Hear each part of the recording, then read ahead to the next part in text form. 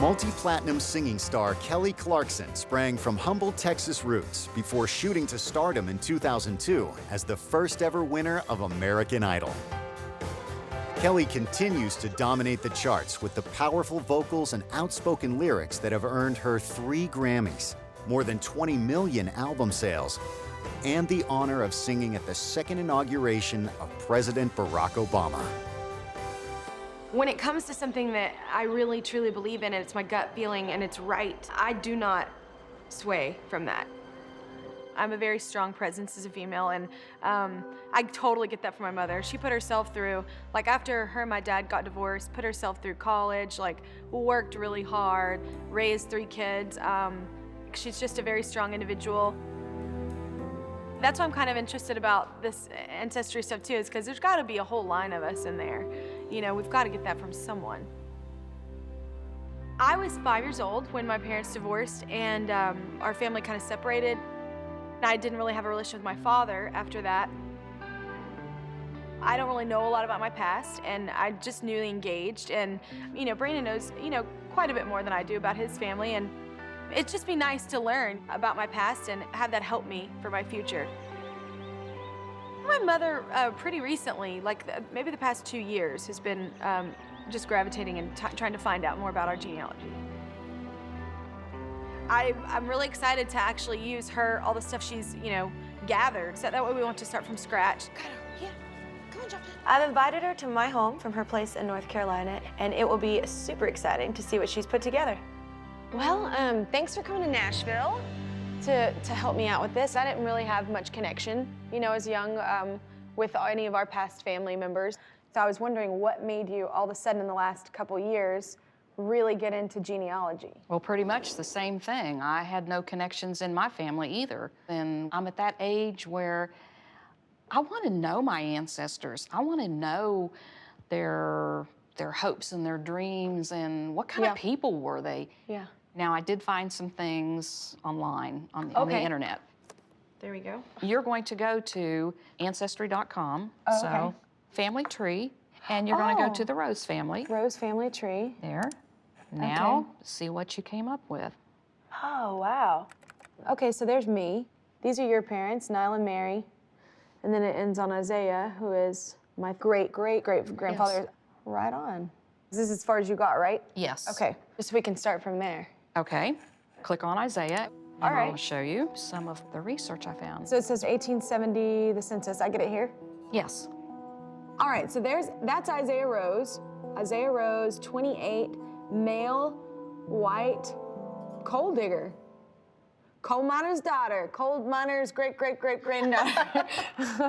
Okay, so if he was 28 in 1870, he would have been 18 or 19 when the Civil War started, right? He would have been the right age to been in there. So you can always go back to and Isaiah. If he's in Ohio, then he would have been what? A Yankee. Could have been, but you never know. You gotta go back and check. I hope he was a Yankee then. I don't want the other one. There's a way that you can find out. Go up here to the search. Search, okay. and go down to military records. Oh, okay, now, so now put his name. Type his name in. Isaiah Rose, and now search. Search. Okay, Isaiah Rose. There's 2 of them at the top. The side Union, score! 18th Regiment Infantry, he was a private. And the other one, which I think is the same one. Yep, side of the Union, Ohio, 63rd Regiment. So it's the same guy. So he was in it twice. Like, I'm wondering, did he go out and did he go in? How do you find out more? The best place to go to find, the information is go to Ohio. All right. Well, thanks for the start. You're welcome. You did a lot of the work for me. All right. Oh, the journey begins. I know. Well, I'll see what I find and I'll come back. Oh, you have to come back and tell me what you found. I'm going to keep it a secret. No. You're not allowed to know. No, I have to know. I started. Finding out my 3 times great-grandfather, Isaiah Rose, was fighting on the Union side of the Civil War. That's a relief. To me, the Union side was fighting for freedom for all Americans, and I think that that's a huge thing to recognize, like, you know, what it is to be a free man, a free woman. so I'm curious, why did Isaiah Rose fight? And what was he doing in 2 different Union regiments? Since Isaiah began his service in Ohio, I'm headed to the state capital of Columbus.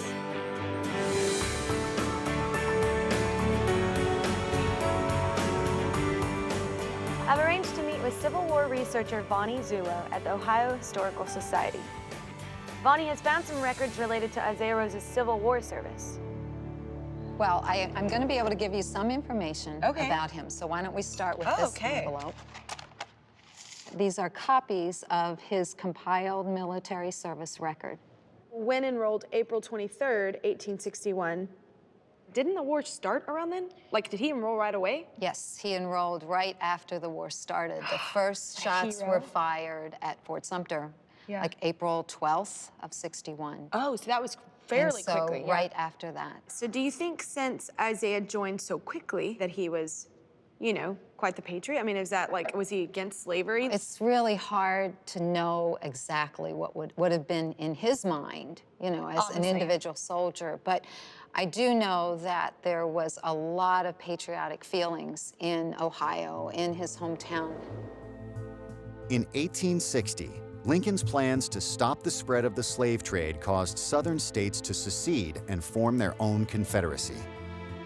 This ignited a firestorm of opposition in the North, especially in Isaiah Rose's home state of Ohio. The state had a history of abolitionism and was a crucial hub for the Underground Railroad. Ohio became a Union stronghold and was one of the top 3 states to supply soldiers to the Union lines. And so he might have been caught up in that movement. In the hype. Definitely. So this is the 18th Regiment, and he was there for 3 months. And why would you join another one? Like, why would he go to the 63rd? Well, let's take a look at the records for the 63rd. Awesome. All right, so Isaiah Rose, term 3 years. Well, he went from 3 months to 3 years. By December of 61, the reality of the war had sunk in. So President Lincoln and his generals decided, you know, this is not going to be over quickly. We need more soldiers, and they need to serve for longer. Was that a drafted thing, or they chose? No, they chose. He chose to go back in and re-enlist. I'm super proud that Isaiah chose to, he chose to enlist. Yeah. Based on that, he was, you know, he was patriotic. He was believing in what he was getting involved in, and very enthusiastic about it. Well, I love that. Okay. So 63rd Ohio Infantry Company F at Battle of Decatur, Georgia. I'm horrible at this. I can't read it. Taken prisoner. Oh my gosh. No. That's horrible. Kelly Clarkson has just discovered her 3 times great-grandfather, Isaiah Rose, was taken prisoner during the Civil War. Oh, taken prisoner at Battle of Decatur, Georgia, July 22nd, 1864. So do we know? Because this is the last card, so what happens? You're going to need to go to Decatur to really learn about what happened at that battle and what happened to him as a prisoner. You're welcome. Thank you for your It's time. been really fun. When you're talking about men fighting in wars, you think men, you don't think boys. You know, my 3 times great-grandfather was 19 years old, like when he was fighting a war, you know, in his own country. Civil war is almost worse than, you know, war from afar, because that's your home, that you're fighting the people that you live with. I imagine being a prisoner of war in that time probably wasn't too cool. I'm just curious of, you know, how that went down and what happened afterwards. I can't wait to find out. So I'm heading to Decatur, Georgia, where Isaiah Rose was captured during the Civil War. Vonnie has arranged for me to meet historian Tim Orr at the DeKalb History Center. I'm hoping he has some information on the battle Isaiah fought in and what happened to him after he was taken prisoner. Well, thank you so much, Tim, for meeting with me. Just to get you caught up, I found out my 3 times great-grandfather, Isaiah Rose, was captured in the Battle of Decatur, and I was just curious to know if you really knew anything to help. The Battle of Decatur was a part of a much larger military operation called the Atlanta Campaign. By 1864, 3 years of fighting had crushed Northern morale, casting doubt on Lincoln's re-election. In need of a decisive victory, General Sherman launched a major assault on the key Confederate hub of Atlanta, known as the Atlanta Campaign. Isaiah Rose's regiment acted in the Battle of Decatur, one of a series of bloody battles that raged over 4 months. But in early September, the Union Army captured the city, opening the way for Sherman to blaze a path of devastation in his famous march to the sea. We do have a battlefield map of Oh, the that's engagement. cool. All right, do Wow. you see Decatur on the map? I do. Decatur. All right, this is where the battle action of July 22nd took place. Okay. The battle was kind of an important one because it was a fight over a supply line that was supplying the Union Army. Okay. So one single brigade, which Isaiah is a part of, Yeah. was given that task of defending this area. He was 6 miles away from the front at this point. He Yeah. thought it was light duty, but in fact, the Confederates kind of proved him and his comrades wrong. On the afternoon of July 22nd, sent a force of cavalry, the horsemen of their army, several thousand, in fact, from the city around south, and they came up behind the Union lines, and there the Confederates came out of the woods, encircled them, and it was probably no contest there. The Union soldiers either had to retreat or surrender. Wow. Okay. I have the battle report of the 63rd Ohio, which was Isaiah Rose's regiment, and discusses the action at the Battle of Decatur. Okay, awesome. So the enemy attacked on all sides with a very superior force, and after 2 hours of hard fighting, we were finally driven out of the town. 10 killed, 44 wounded, and 31 missing. He was probably one of the 31.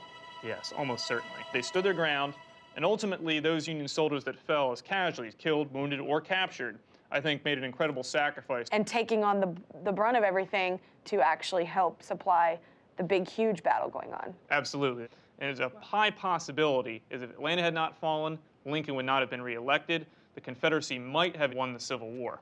That's huge. Epically. Yeah, wow. Okay, so he's taken prisoner. So how do I find out which camp my 3 times great-grandfather Isaiah went to? Well, we can search for that online. Okay. I'm gonna go to military. Go to where it says soldier, veteran, and prisoner roles and lists. Okay. Isaiah Rose. Let's see what comes up. Okay, there we go. Isaiah Rose, side of the Union. Federal prisoners of war confined at Andersonville, Georgia. 1864-1605. So Andersonville, Georgia, is that where a camp was? Yes, indeed. Actually, the largest prisoner of war camp in the Confederacy. Over 45,000 stayed there during 14 months of activity. 45,000 people were there? Mm-hmm. Wow, okay. Well, we have an original document. So let's give that a whirl and see what comes up. View original document. All right, so what I'm noticing, Isaiah Rose, Private, Company F, 63rd Ohio, that's him. So the column died, escaped, paroled, exchanged, or released. I'm noticing everybody else has like exchanged, released. His column says C volumes, miscellaneous records. How do you find out what happened or what those miscellaneous records are? I'll tell you what, I'll remain here and see what I can find as to the rest of his military career.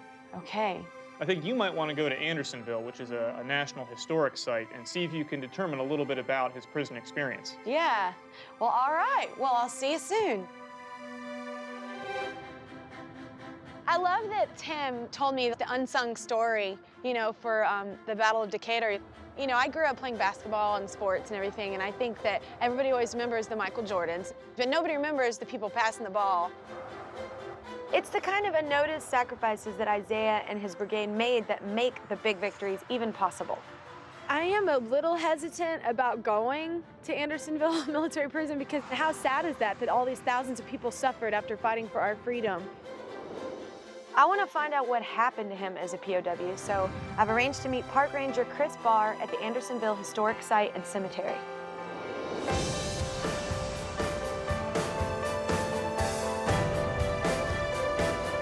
I'm told most of the camp structures are gone, but visiting the site should give me a sense of what he endured as a prisoner. Hello, I'm Kelly. Hey, I'm Chris. I've been looking into my 3 times great-grandfather, Isaiah Rose, and he was taken to here, Andersonville prison. I was just curious, what does that mean? Like, what are the conditions of a military prison in the Civil War? Well, I'd be happy to help you out with all of that, because this would have been the main entry point for most prisoners coming in here. And our gates are reconstructed on the original spot, so, but if you'd like, let's maybe walk through the very gates that he did, and let's yes, sir. explore this place. All right. And so as he walked in here, you know, he'd be looking out across this valley and just see a sea of humanity out here. Yeah. One prisoner said it looked like an anthill that had been stirred up. Andersonville Prison Camp was a large fenced-in stockade, completely open to the elements. No housing was provided. Isaiah Rose and his fellow POWs were left to create their own makeshift tents for shelter from the blazing heat and winter frosts. With a space for a maximum of 10,000 prisoners, the camp became home to more than 45,000, making it a breeding ground for violence, starvation, and disease. The Confederate military prison policy was simply open the gates, turn the prisoners in, close the gates, and you're on your own on the inside. Oh my gosh. Kelly, I have a first-person account from a prisoner named Robert H. Kellogg, and this is his description of what the place looked like when he arrived in May of 1864. Which is 2 months before my 3 times great-grandfather got there. Exactly, but Okay. the scene's still going to be pretty similar. Okay. As we entered the place, a spectacle met our eyes that almost froze our blood with horror.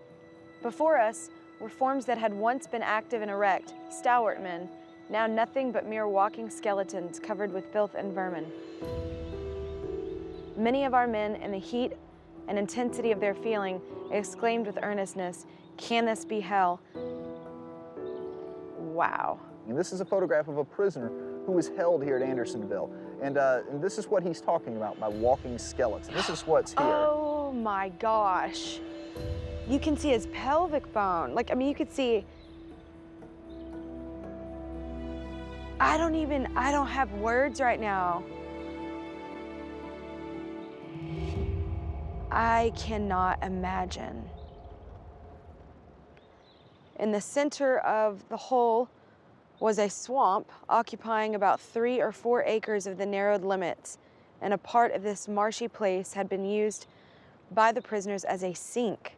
Excrement covered the ground, the scent arising from which was suffocating. Like, what is that? What is this? That's like where they wash their hands, their face? What the sinks are is that's kind of the Civil War era term for the latrines. They're using the restroom at the downstream end of the creek, and then of course on the upstream end of the creek is where they're having to get their drinking water from. Oh my gosh, like dysentery, like there's so much stuff going on there. Dysentery, diarrhea, as well as diseases related to nutrition, but a lot of it stems from that water. Of the 45,000 men that walked through those gates you came through, just under 13,000 of them died here. They're making this really the deadliest place in the Civil War. Obviously I'm here, so I know Isaiah survived this, but what happened, like whenever the war ended, like how you know, they just opened the doors and people left, or like how did that happen? If you just take a second and tell me what that document says across the top there. Record of escaped prisoners of war, USA. Of escaped? Wait, Isaiah Rose. Kelly Clarkson is in Georgia at the site of Andersonville Prison, where her ancestor Isaiah Rose was held captive by the Confederates during the Civil War. She has just found Isaiah's name on a list of escaped prisoners. Oh my gosh, he escaped.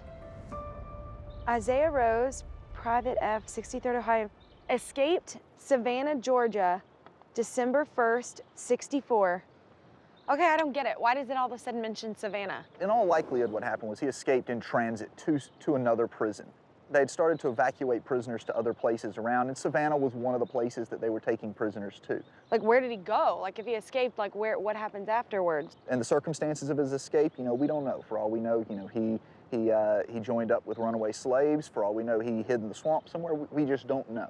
All right, well, I guess that means I need to go back to Tim Moore in Atlanta. Thank you so much for all of this. This has been incredible. Thank you for visiting with us today. All right, have a good one. You too.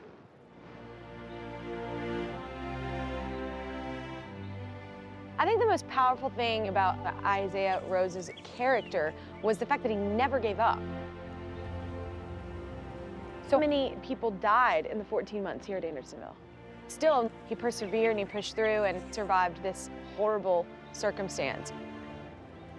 I know that Isaiah escaped in December of 1864, but where did he go? Like, did he return home? Did he stay in hiding until the war ended?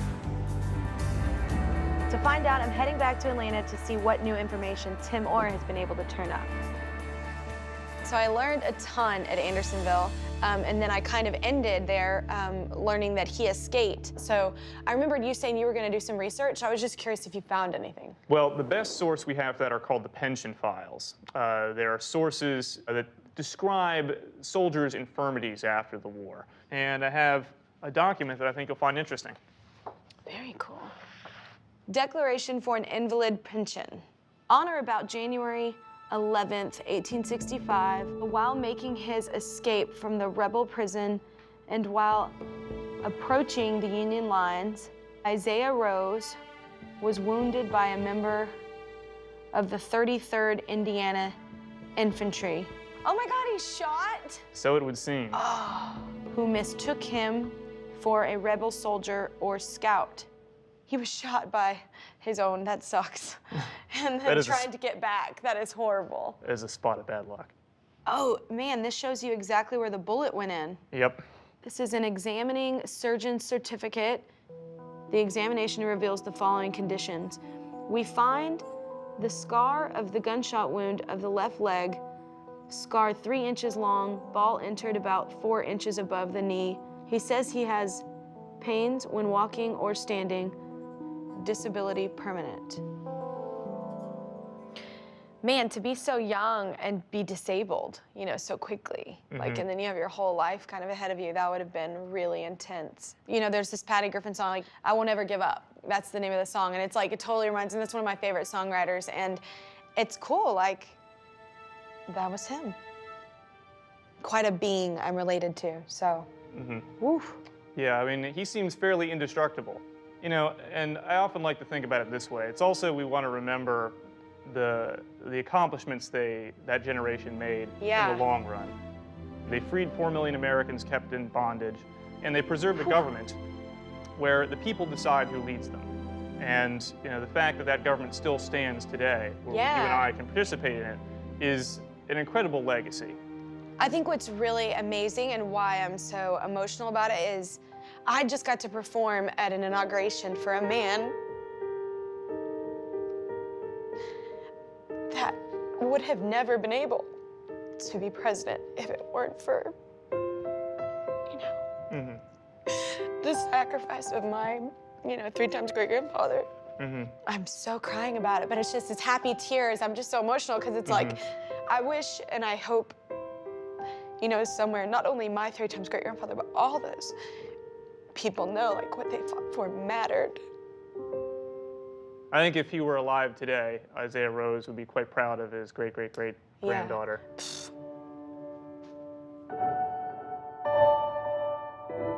Isaiah Rose was a patriot. From 61, when he first volunteered, whenever Lincoln called for volunteers, he did it. He stayed in the war the entire time. He mustered out in, you know, 65 and mustered out a hero. You know, he survived so much and helped keep these United States. I'm definitely starting to feel the connection and feel like I am, you know, Isaiah Rose's 3 times great-granddaughter, because, you know, I'm still a patriot in my own sense. Like, I still feel like I know what is right and what is wrong in my heart, and I go for it regardless. And that had to have come from a long line, you know, of people that believe like that. I'm just really grateful that that's my past.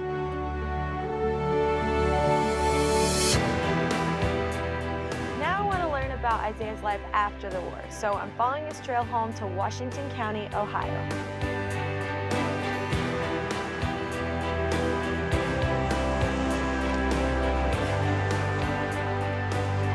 Genealogist Josh Taylor at the Washington County Local History and Genealogy Archives.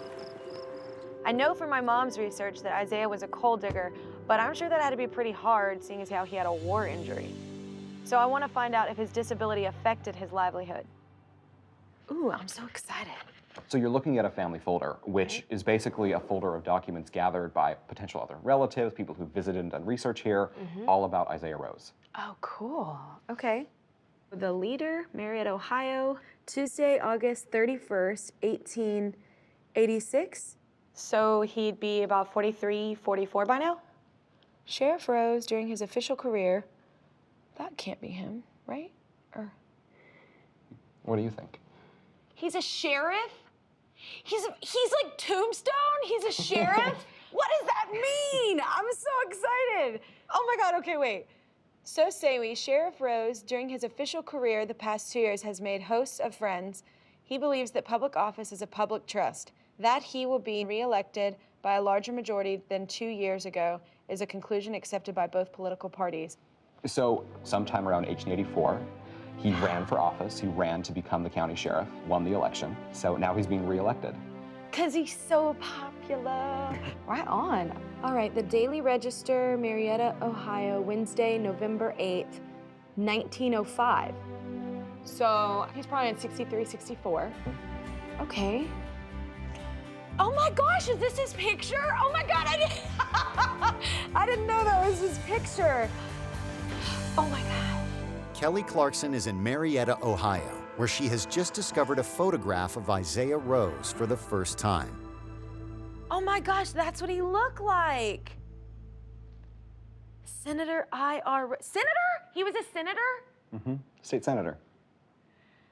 I'm sorry, I can't. Late advices from the district show the election of the Republican candidate for Senate, Isaiah R. Rose. This is Lincoln's party. I mean, he's a state senator as part of Lincoln's party. Oh my gosh. So he fought for Lincoln as a kid, like grew up, became a man in the military in the Civil War, then back to the same party, just still believing in the Union, and became a senator, a state senator. I could not be more proud of this man.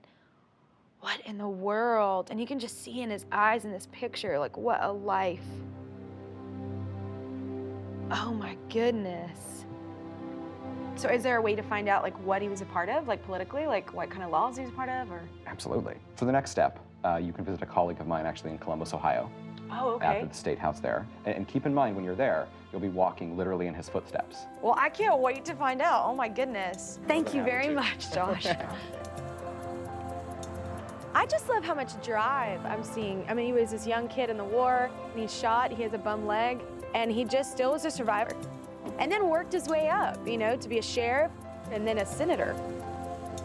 I'm very driven, and I think that's because of my family, and it's cool to find out how far back that strength comes from. I'm really just curious to know what laws we got behind, because I'm very, you know, hardcore in my beliefs, and I hope I can stand behind, you know, what he believed in politically as well.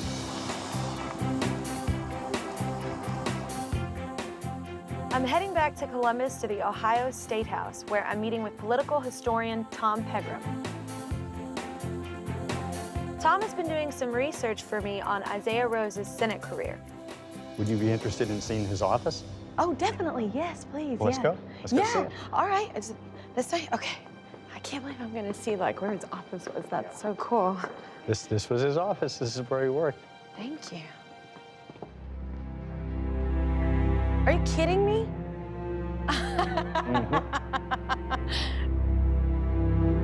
Yeah, not too shabby. Oh my goodness. That is amazing.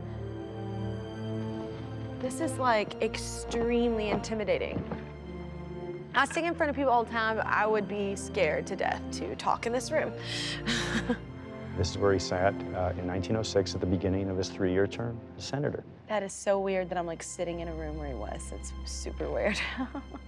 So is there any way to find out like around that time, like what laws he was, you know, for, or like what he was trying to pass, or what kind of legislation he was involved with? These are newspapers from Ohio in the early part of the 20th century. Okay. Those are the best records of political debate and political issues in the state. The Repository, Friday, March 1906. So this is pretty early on in his political career. Yes. This is like freshman year. Yes. Okay. Hot talk from Rose.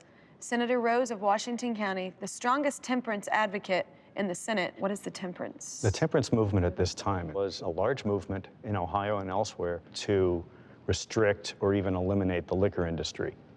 Oh. So he's a part of the people that don't want liquor.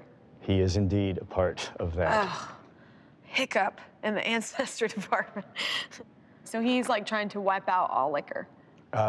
Actually, saloons, retail saloons. They didn't attack individual drinkers so much. The idea was that the liquor industry and that saloons were for men mainly. Women were generally not allowed. Yeah.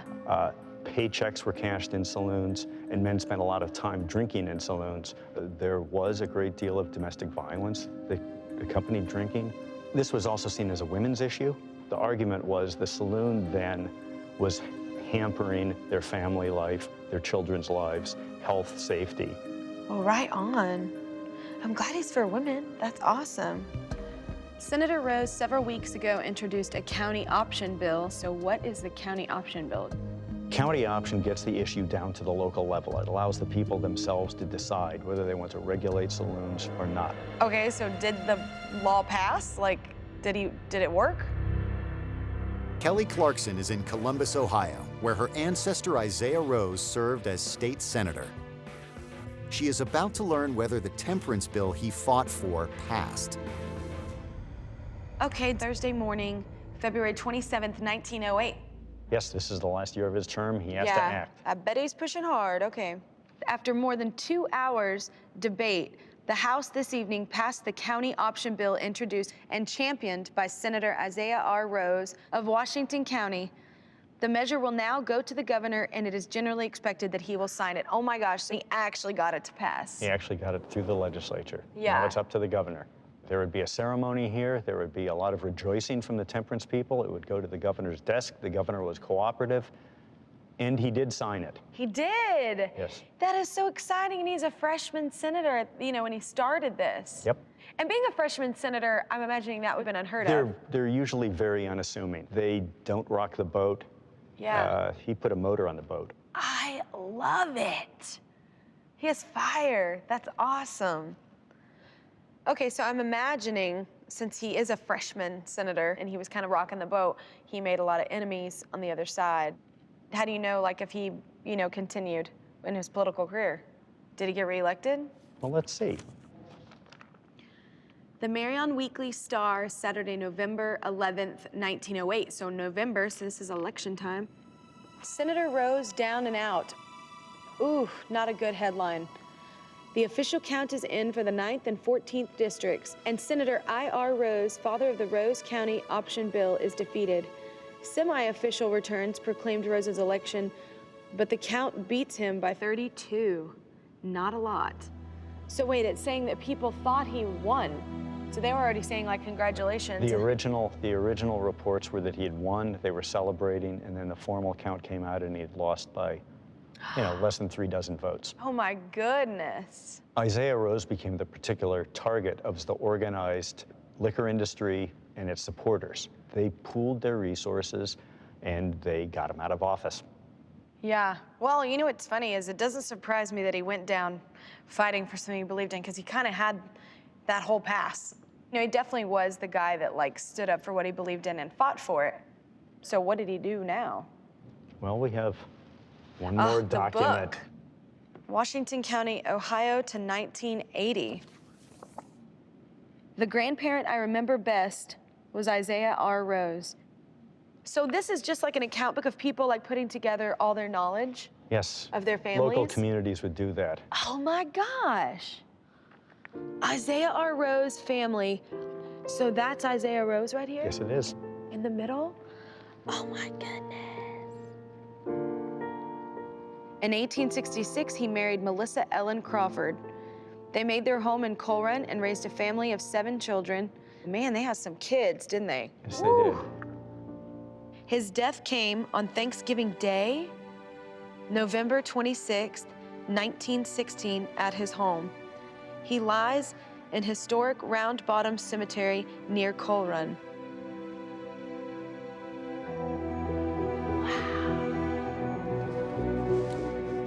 That's Coal Run, Washington County. That's not far from here, no, right? No, that's not far. It's outside of Marietta. Well, this is his story. I just finished it up. Thank you so much. Like, now I know, like, where he's buried, and I would really love to go see it. All right. Well, thank you very much, Tom. No. Good day. It's cool to know and really that with my family that my 3 times great-grandfather did not abandon anything. He was so relentless in in his morals and in his beliefs. It makes me feel just really proud and know why, you know, I stand up for things. It's because it's in my blood.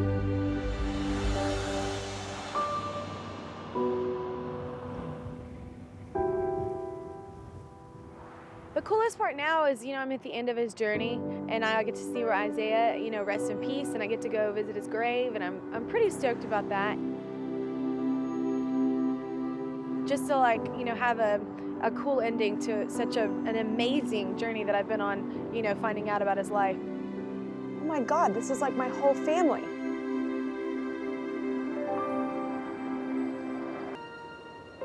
Kelly Clarkson is in Ohio, visiting the cemetery of her 3-times great-grandfather, Isaiah Rose. Princessy Rose. Princessy Rose. Oh my goodness! Leslie Rose. That's my 2-times great-grandfather. I did not expect to find you here. This is like a Rose graveyard. Mary Rose. Melissa Rose.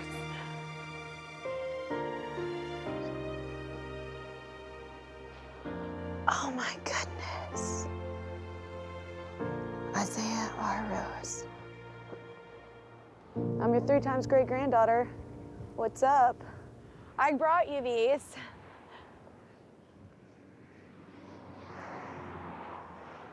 Oh my gosh.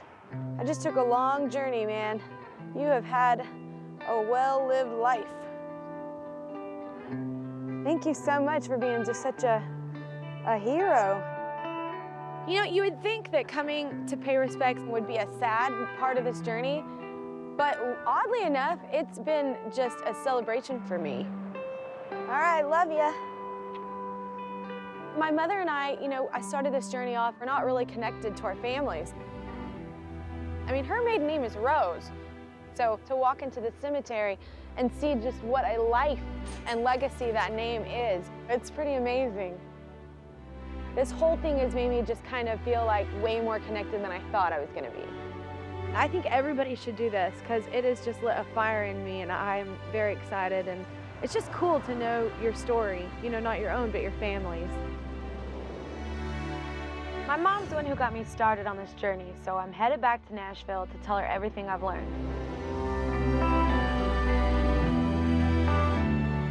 I can't wait to show her the strength and perseverance that exists in our family line.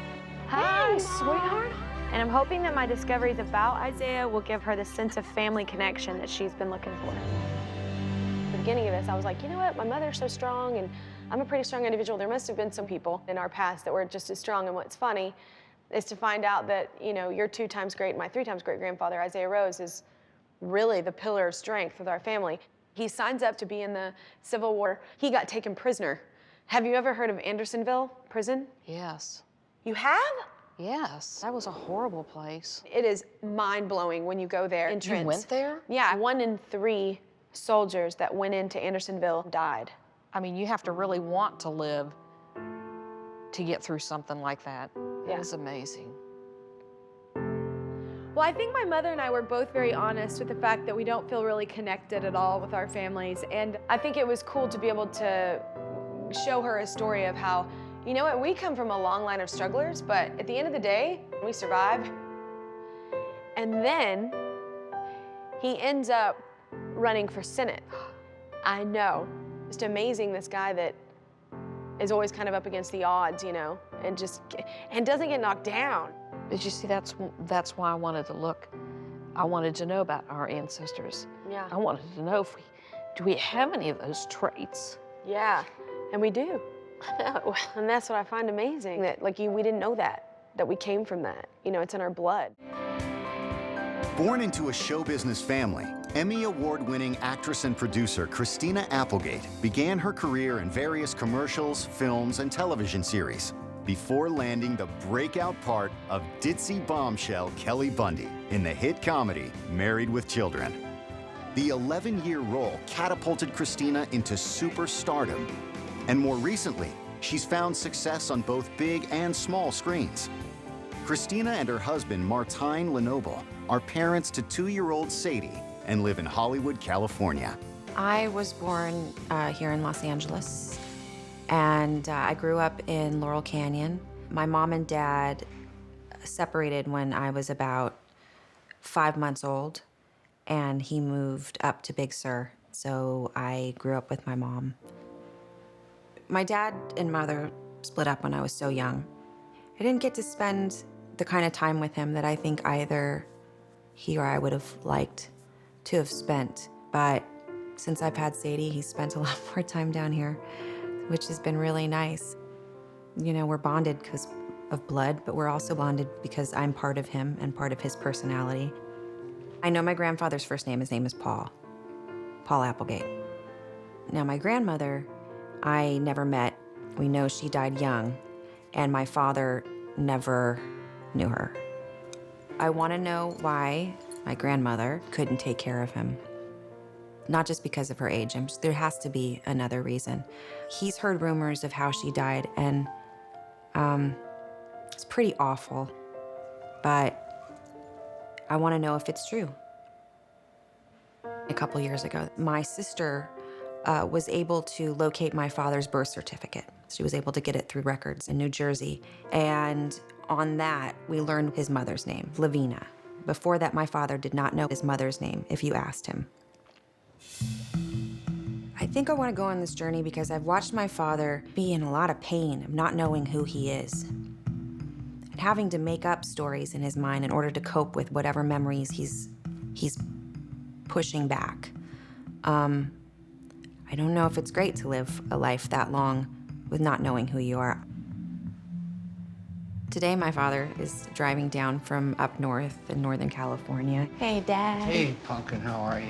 Good. So that we can sort of discuss what he remembers, so I can move forward and open up this book and close this book for him. So all we have is this. Yeah. Believe it or not, this is my birth certificate. Aha. New Jersey Department of Health Bureau of Vital Statistics. Wow. So it says here that you were born November 10th, 1942. I know, and that which amazes would me. Make you 71. Yeah, something like that, 70, 71. But here's the confusion. I always thought I was older, and let me tell you why. I'll tell you a little story. Wait, no, it would make you 70. 70. Oh my God, of course, because I was born, I'm sorry. Yeah, well, math has never been one of our great subjects. Not. Okay, so Lavina Shaw was your mother, and Paul Applegate, which we knew. Yeah. Is the mother married to the father? Yes. Okay. And the address is 522 Market Street, Trenton, New Jersey. Yeah. Okay, so birthplace, hers was New Jersey and his was New Jersey. So both of them were both born in New Jersey. Paul Applegate, we don't know where he came from. His parents. Well, his mother is the one that raised me. I thought it was her mother. It was his mother. My mother's mother? Oh, no, it was his mother. And then when my grandmother got to the point where she got a little senile and older, that's when I finally went up to live with my dad. And I think I was 14. You know, him and I never really talked about too much, you know. And now what about Lavina? And she died young. Yeah. And when did you find that out? Because that I don't remember ever hearing. Yeah, my grandmother, very nonchalantly at the breakfast table, said, "Oh, by the way, your mother died." And so she would have been like, what, how old do you think? Because you would have been how old? When she passed away? Yeah. I'm gonna assume I was like 7, 8 years old, so she had to be like 28, 29 years old, maybe. Wow. I'm not sure. I mean, what? This is some of the stuff I'm so interested in finding out. What happened to her? Yeah. Why? You know, my grandmother told me a story that I don't know why you would ever tell a child something like this, but she told me that she was found outside a bar, dead, beaten to death. And yeah, I don't want to think my mother was, died like that. Well, let's hope that that's not true. Yeah. Yeah, that's heavy. Oh, Dad, this is crazy. Well, this is gonna be crazy. I know it is. After all these years, I finally get the chance to find out who I am, and who we are. Now that I know that my grandmother's name was Lavina Shaw and that my grandparents lived in New Jersey, I am headed to Trenton, New Jersey.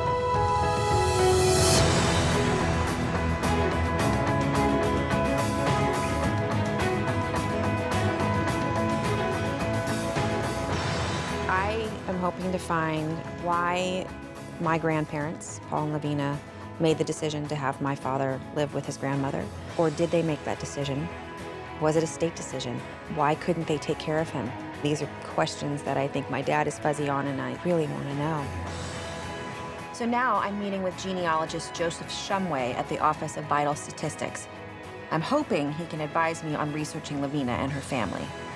To get us started, Joseph asked the state registrar to search for my grandparents' marriage certificate. So while we wait, Joseph wants to see what kind of clues my dad's birth certificate holds.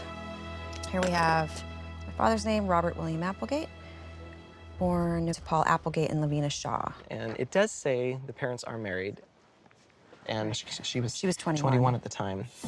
Which I guess back then wasn't that young to be No, married. it was not. No, it was These pretty days, typical age. No, Exactly. you wait till you're 40. Right. And the marriage record should give us very helpful information. Clues about Lavina before she married. And her parents, too, Right. and all of that. Hi. Hi, we found something for you. Great. And we're in luck, we found your grandparents' marriage certificate. Christina Applegate is in Trenton, New Jersey, researching the mysterious past of her grandmother, Lavina Shaw. She just found her grandparents' marriage certificate, which Christina hopes contains some clues about her lineage. All right, the full name was Paul Scholar Applegate and Lavina Victorine Shaw. What an awesome Yeah, isn't name. that an interesting, Lavina unique name? Victorine. I love it. And Scholar or Schaller. And the other thing that So- it does give us here, which is very important, is her birth date. Yeah, that's right, October October 9th, 9th. 1921. And she was 19. Mm-hmm. And they married Trenton, New Jersey in June of 41. Okay. My grandmother's parents' name is Ovid. Is that what it says? Ovid Shaw? Ovid Shaw. And Lavina Weaver? Right. Interesting. Those are names I've never heard before. I love getting these little details like my great-grandfather's name, Ovid Shaw, and that my grandmother, Lavina Shaw, was named after her mother, Lavina Weaver. These clues, they're incredible, but they leave me with bigger questions, like when and how did my grandparents become estranged? The residence, at least of my grandfather, I guess, was I can't read what that says. Yeah, the 271 East Front Street, Trenton, New Jersey, and she was 522 Market Street.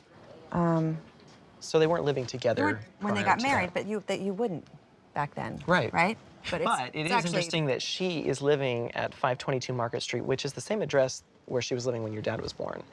So that is a bit of a So maybe she mystery. was living on her own, because I don't think they were after my father was born, and I don't think Lavina and Paul were together. So that's where I would have to find like a divorce certificate kind of thing to find out where we go from there. Right. What we can do is divide and conquer, where I can search to see if there was a divorce record. And so I will work on that to see if we can find information about Lavina after the marriage. What you can do is, with the new clues that we have here, it would be helpful to find out more information about Lavina before she married, because if we learn more about a person's earlier life, we can gather clues that maybe help us understand their choices better. And I would suggest making the next stop the Trenton Public Library, which is a great resource for local Trenton history. All right. So thank you so You much. bet. So the marriage certificate was a great wealth of information just to know my grandmother's parents' names, but it doesn't explain the question, which is what happened to Lavina? Where did she disappear to? Why was she not in my father's life? So while Joseph is searching for court documents about my grandparents after 1941 when they married, he's sending me to see Kimberly Matthews, who's the director of the Trenton Free Public Library, so I can begin to investigate Lavina's early life. Even though it's a total long shot, Kimberly suggests that we try to find a mention of my grandmother in the local papers, so we're starting with the Trenton Evening Times. Since we're looking for that time period, you know, maybe a little bit before your grandmother was born, let's go ahead and put in, let's say 1918 to 1941. All right, there we go. An engagement notice, 1919, okay. So there we have your great-grandparents. Wow. Oh. That's so beautiful to see that. Wow, that's Ovid. What a handsome guy. Yeah. He looks like my dad. Looks a lot like my dad. And look at you, Lavina. My great-grandmother. All right, amazing. Wow. All right, what's this about? 1934. Uh-oh. Lavina and Delilah Shaw. Oh my gosh. Wow. Okay, so my grandmother, Lavina, she had a sister named Delilah. Looks like. Okay. That's my family, that's my dad's mouth. It's so awesome. Just to see it all, the threads. It's incredible. Society, business sessions, card parties, and benefit affairs. All right, daughters of Mr. and Mrs. Ovid Shaw of Ward Avenue. Wait, so is that a pretty nice neighborhood at that time? Or This these was kind of- actually a quite lovely neighborhood. A little more comfortable, a little more affluent. Interesting. Who have returned from an extended visit with relatives and friends in Elizabeth. During their visit, they made an automobile tour of parts of New York and Pennsylvania as the guests of Mr. and Mrs. Lewis Leonard. So they were pretty well off for that time. I mean, Well, the lovely neighborhood, and the trip seems to imply that. yeah. Well, What happened from this well-to-do family and to not take care of my dad? So now I want to know what area Market Street was in. So where do we go from here? I think one of the next places we could go, since this is 1934, why don't we check the 1940 census Okay. and see what was happening with them in 1940? Okay. Okay. Why don't we take a look on ancestry.com? What a trip. All right. Lavina. Shaw. Birth year, 1920. 21. Trenton. And then that's it? Yep. Okay, so here we go. Okay, so there's the Shaw family. This is when they lived on Market Street. Okay, so Market Street was her parents' house. My grandmother was 18. Also, here's an interesting column, which is weeks out of work. And so she's. Now, if we glance up, your great-grandfather Was out of work for 12 weeks. Wow. So it sounds like maybe things are becoming a they're little more difficult. not, okay, So let's talk about this column right here. okay, These are the last grades attended. okay. So 8th grade for my grandmother. Yeah. Okay, so that's it. After 8th grade, she was out of school. Right. Wonder Now, why. in an urban setting, it was actually more the average that they would go to about the 11th and a half grade. But by the time you've hit into the 40s now, the Depression has been here. Everyone is struggling. So Right. not getting past the 8th grade, that was common to some degree for families that were struggling. As soon as the children became able to bring in another income into the household, they would have wanted them But to now do at this that. point, nobody's bringing anything into the household. Doesn't appear so. That makes me sad. So it wasn't what, looking at this family, thinking of Lavina living in this sort of well-to-do family, this was not what she was a part of, which explains a lot. What happened to you, Lavina? Where did you go? Where did she drop out? What I find really interesting is that Lavina remained at this address, 522 Market Street. She was there when she got married to my grandfather. She was there when she had my father. Paul and Lavina, from what it seems, never actually lived together. So what happened there? This is the big mystery. Why were these two people not together?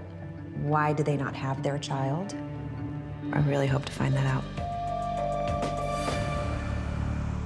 Christina Applegate is in New Jersey, investigating her grandmother Lavina's unexplained past.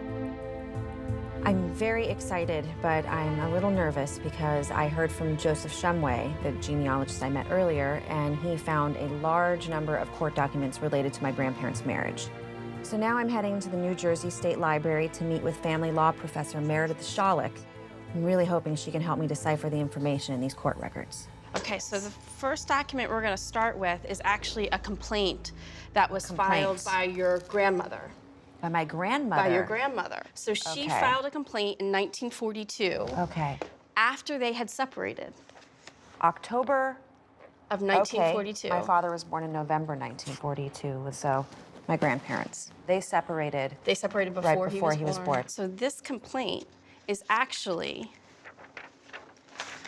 her attempt to enforce the separation agreement that they created when they first separated.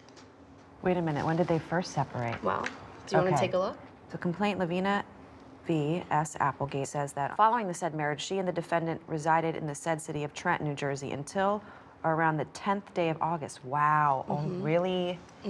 Okay. So for a couple of months. And then they separated. So the defendant, after his marriage to complainant, okay, wait.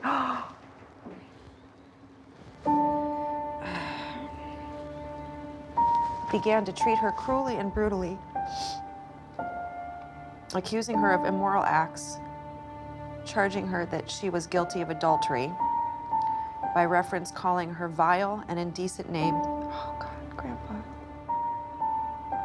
And on various dates struck and beat her.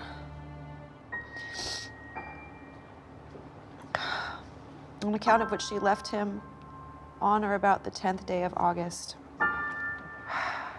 Okay. In October 1941, defendant left the city of Trenton and took up his residence in Wilmington, Delaware. Yes. So my grandpa left. Okay, so, but subsequently, on or about the 10th day of January 1942, Lavina returned to him in Delaware. Okay. And I think it's important to say that she went back to him upon his promise to treat her properly. Upon his promise. Notwithstanding his promise, the defendant did not treat her properly, but resumed and continued his cruel, brutal, and abusive treatment of her, and did, on or about the 13th day of May, pack most of complainant's clothes and personal effects and tell her to get back to Trenton. So he kicked her out. On the following day, defendant called for complainant and took her to the office of an attorney in Wilmington, where an agreement was drawn and signed by both of them. Complainant did on the 14th day of May, 1942, in consequence of the cruel and abusive treatment, leave him, and has ever since lived apart. Under the terms and provisions thereof, defendant covenanted to pay complainant the sum of $15 per week, so he then started giving her money. Well, he was supposed to. He had to, okay, so he was supposed to give her $15 a week. That's right. Defendant has not made any of the weekly payments. Right. He didn't pay for anything. At least according to what she's saying. All is just like, it's making so much sense now. Like, she probably had my father, and she can't take care of him because she's 21 years old. She can't get work. Of course, my dad has to be raised by his grandmother. All right, let's see what happens here. Okay, so what we don't have a copy of, but what I know from reading these documents is back in the beginning of 1945, they divorced. At that time, the judge awarded custody to your grandmother. And Paul filed with the court asking for custody of your father in June of 1945. So this is what we have is the most complete statement from Paul about what's going on and why he thinks he should have custody. Okay, all right.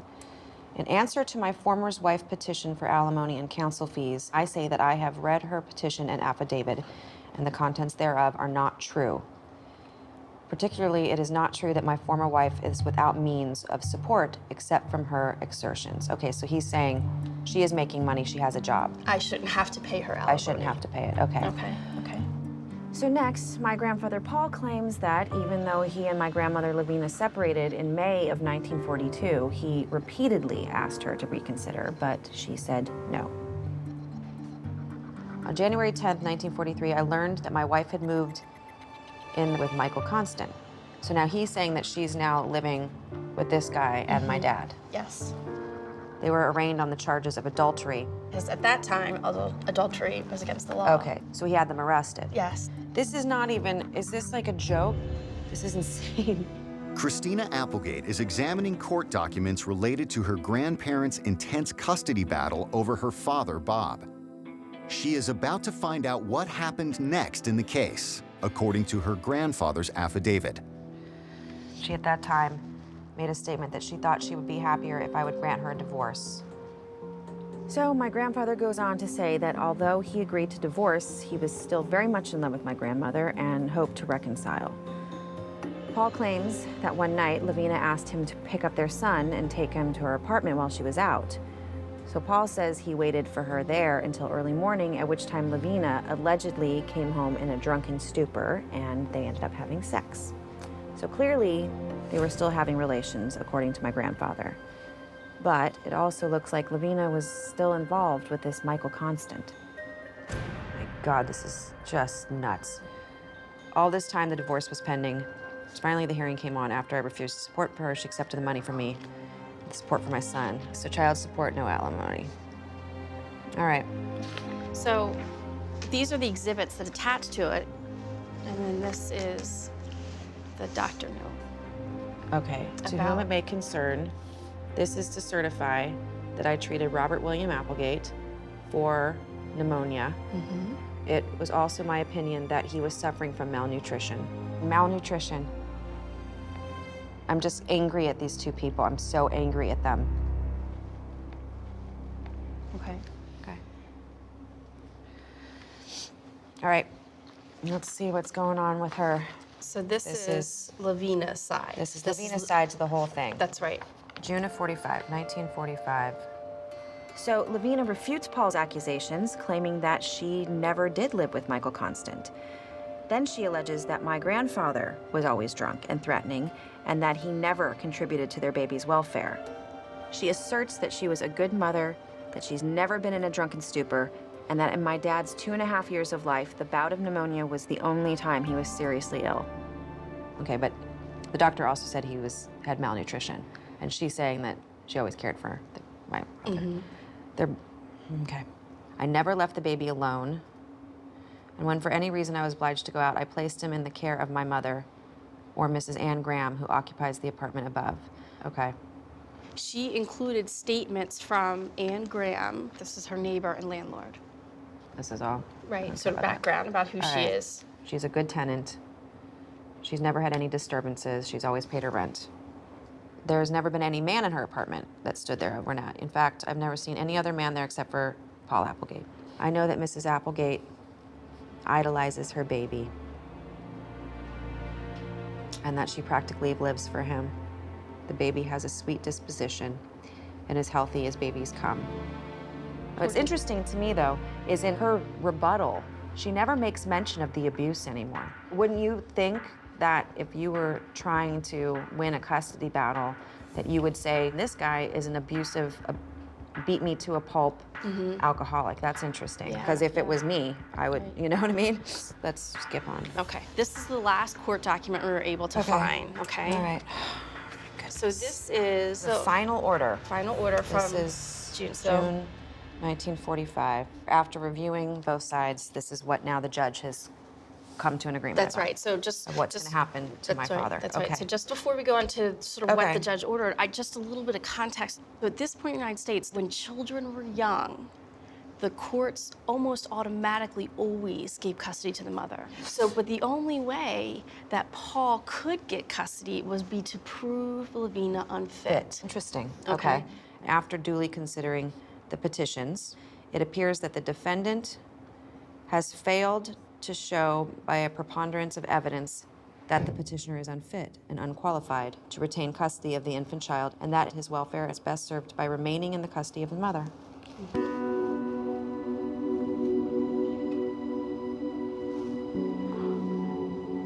He's going to continue to live with his mother. He said he never knew his mother, and yet he lived with her for all of these years. Okay. Well, at least until this was signed. Right. This is about, he's about 2.5. Because maybe she is completely unfit, and they have to take him away from her. Okay. Unfortunately, this is the last court order that we were able to find. But I want to know how he ends up at his grandmother's. I would love to be able to tell you right now, here's a court order from 1947 and this is what happened, but unfortunately we don't have that. And there could be lots of reasons why there aren't any other court orders. You know, they could be lost, it could have been a private arrangement. The other thing is that Lavina may have passed away, and that could be why custody was changing at that point. That's what happened. So do you know when your grandmother passed away? Okay, my dad said he was probably around 8. So I think that we can go next door to the state archives, and I think we might be able to find out when your grandmother passed away if there's a death certificate. Okay. All right, so let's do how it. about we go next door? I think I knew coming in that there was something that was going to be relatively undesirable, but I don't think that prepared me at all for what I found out. It's hard to really be attached to one side of the story or the other side of the story. And I don't want to think ill thoughts about either of these people, but, you know, I do. And it's sad because those are my grandparents. Christina Applegate just learned that her grandmother retained custody of Christina's father after a contentious battle. Eager to provide closure for her dad, Christina now hopes to finally find the truth behind her grandmother Lavina's uncertain death. To give us a jump start, Meredith called ahead to Joe Klett, who's an archivist at the New Jersey State Archives. She asked him to see if he can find a death certificate for my grandmother, but since she may have remarried, we asked Joe to look for a Lavina Applegate, Shaw, or Constant. My dad says he was about 8 when he was told Lavina died, so Joe's looking for death certificates from around 1950. Okay. We were able to find a Lavina Shaw. I don't know if that's the right certificate. We didn't find anything under the other names.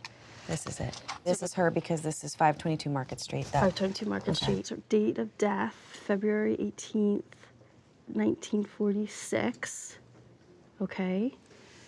But wait a minute, what? So, oh, this is her mother.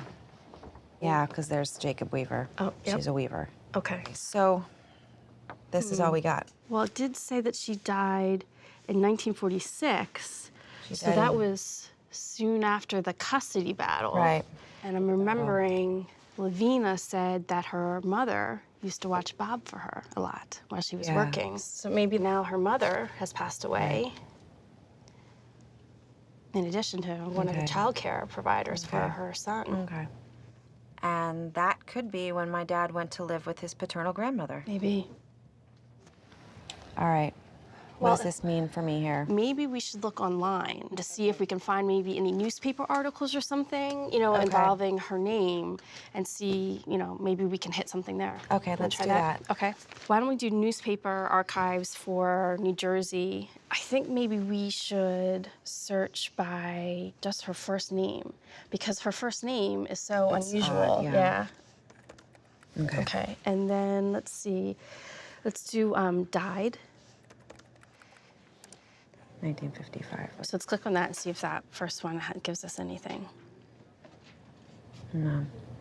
Walton. Lavina Walton. Oh my God. Mrs. Lavina V. Walton, age 33. Died at her home yesterday after a brief illness. She was the wife of Charles Walton. In addition to her husband, she was survived by son Robert Applegate. There's no, can't find a death. Oh, Lavina Walton. Well, now we have a last name. Okay, now we have a a different last name to search under. Okay, let's do it. Let's see if we can find Joe. Aged 33. She was Did you married find some new information? Yes, we did. We want to look under a Lavina Walton. Walton. And what's the date of death? 1955, April 1st. Okay, well, we'll see what we can find. Okay, thank you. Great, thanks, Joe. So does 55 match up with about when your dad has a memory of? No. 55, my dad would have been 13. 13. But he says he lived with his grandmother the whole time before that. So his mother dies when he was around 13, and I know he went to go live with his father when he was 14. Was he like still living with her? Or, but no, he swears up and down it was his grandmother. He was with his So grandmother and most of his the time. aunts. Yeah, yeah. I don't know, maybe this will open something up for him. Maybe. I think we found your certificate. Oh my goodness, okay. Oh my God. Lavina Walton died March 30th, I guess, 1955. Okay. She died of pulmonary tuberculosis with effusion and cirrhosis of the liver due to chronic alcoholism. So, it's possible everything that my grandfather was saying was true.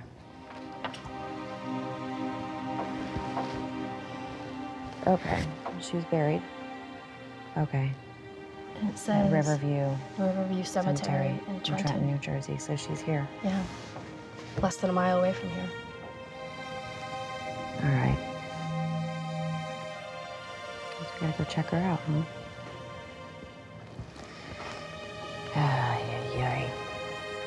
Well, I know it wasn't all the answers that you wanted, but I No. think it gave you. I know that we can't find the whys. Unfortunately. But at least, you know, my father can know that her death wasn't something, you know, brutal, and that she just died of a disease. She died of a really bad disease. Mm-hmm.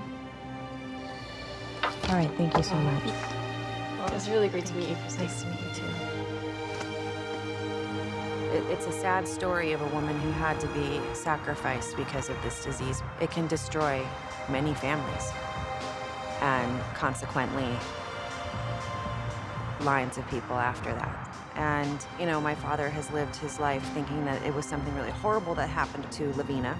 So it's really unfortunate. It's very possible that when my great-grandmother passed away, my grandmother had to give him up because she couldn't take care of him. I mean, that's what I feel like happened, but I will never know. But it's been worth it for me to see who these people are, and really, at the end of the day, for me, the lesson of who my father is, you know, and to have a deeper understanding and a deeper love for my dad. That's why I'm here.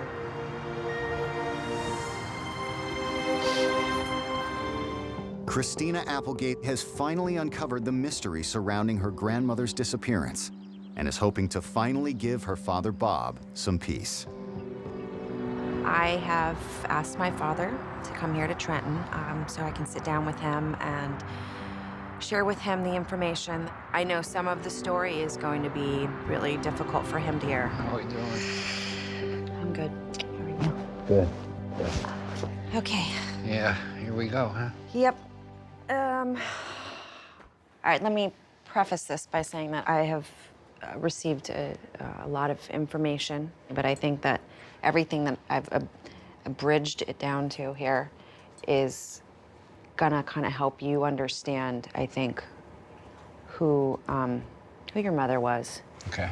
The first stuff that I found is they put a picture in the paper. So this would have made your mother about 14.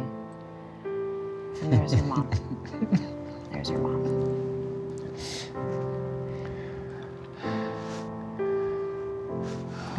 I know. You know, we're not unique. This Applegate family, we're just one of the darker ones, you know? But what we all want to do is move forward, you know? Keep growing and changing and becoming better. June 7th of 1941, your parents were married. I mean, I hope that over time that he can heal from this and we right the wrongs. And the good in this scenario is the word forgiveness. I hope that he's found some forgiveness to his mother. Your mother passed away in 1955. She was 33 years old. Wow. This is an awful lot. You were 13 years old. 13? You were 13. I thought I was younger. Mm-mm. pulmonary tuberculosis, and cirrhosis of the liver from chronic alcoholism. Oh, God. My mother was an alcoholic. Yeah. It's not what I expected, obviously. Is there any good in here anywhere? Yeah. Want me to tell you what the good is? I like to have a moment right. of happiness, yeah. Here's the good, Dad. The beauty of this is that you can be incredibly proud that you broke the pattern and that you raised all of us Yeah. with giving us strength and intelligence and talent and fight in us. And you did that with no help from anyone, Dad. Yeah. And that's pretty amazing. Thanks. That's how I feel at the end of this whole thing. This is the good part of the story. Well, that's good enough for me. Yeah. Thank you. You're welcome, Daddy. Wow. I hope that he has pride because he was given nothing to work with.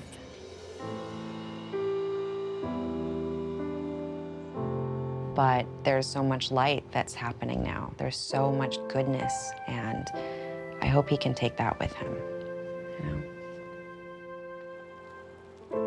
So my dad and I are heading out to Riverview Cemetery, and just hoping we can have some closure for my father that he's been looking for his whole life.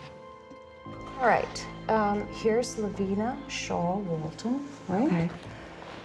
These are our burial cards, so we have those on each of the individuals, and then based on this, we can go to the lot card.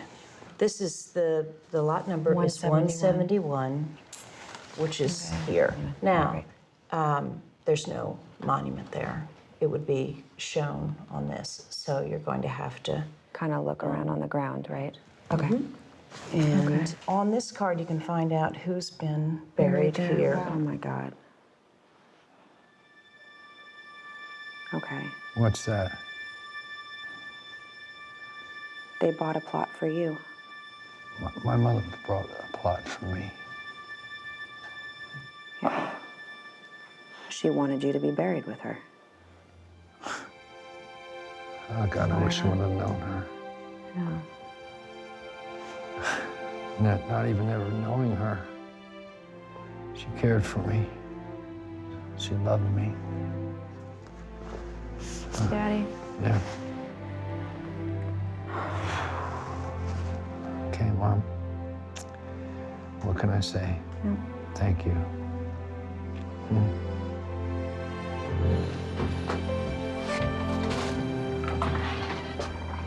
Okay, let's go find this.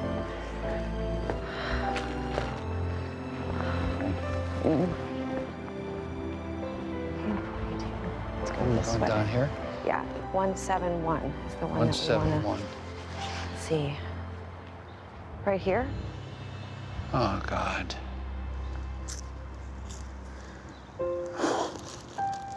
Huh.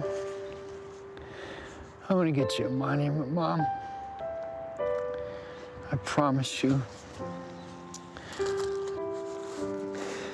As dark as it is, there will be on the other side of this a man who's 70 years old, who knows who he is and he knows where he came from. And I hope, I really, really hope with all my heart that at the end of the process, he really sees what a miracle he is.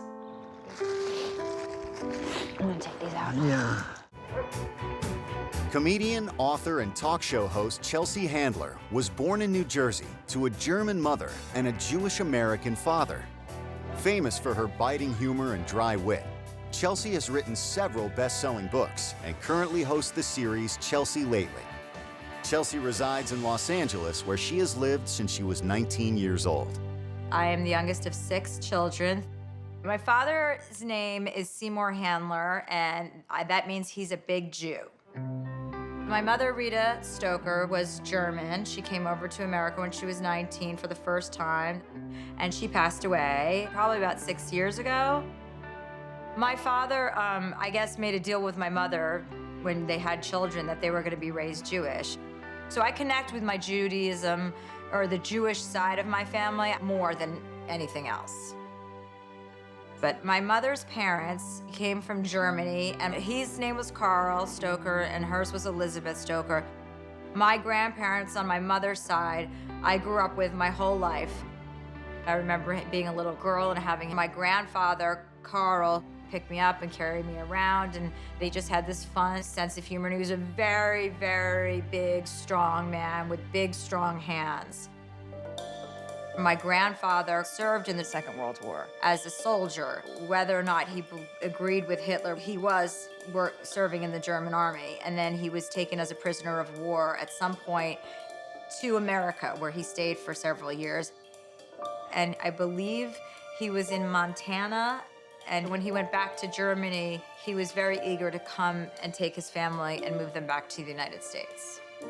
My German grandmother, Elizabeth, definitely spoke about her life during the war way more than my grandfather did. He never spoke about it.